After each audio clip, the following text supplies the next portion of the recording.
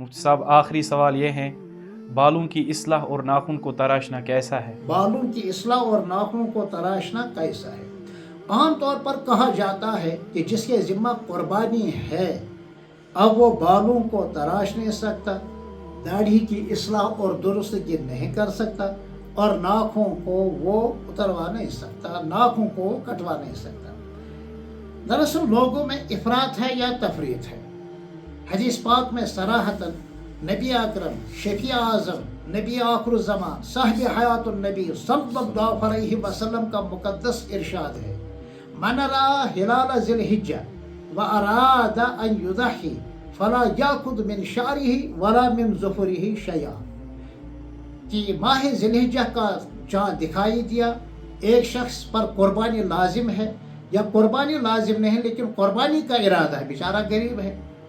قربانی کا ارادہ ہے، بس اب وہ نہ ناخن تراش سکتا ہے نہ اصلاح کر سکتا ہے، مگر یہ بہتر ہے، افضل ہے، فرض یا واجب سنت مؤکدہ نہیں ہے۔ اس لیے علماء کرام اس نقطے کے حوالے سے فرماتے ہیں کہ جس پر قربانی لازم ہے یا جس پر قربانی لازم نہیں لیکن قربانی کا ارادہ ہے، چاہے وہ قربانی واجب ہو، چاہے وہ قربانی نظر کی ہو، چاہے وہ قربانی نفل ہو،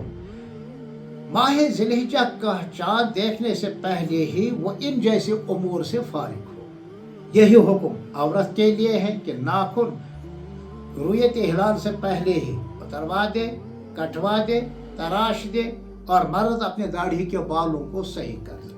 یہاں عام طور پر کشمیری میں کہتے ہیں جو داڑھی منڈا ہوتا ہے اس کو داڑھی مڑوانے کی اب اجازت نہیں، داڑھی مڑوانا تو حرام ہے،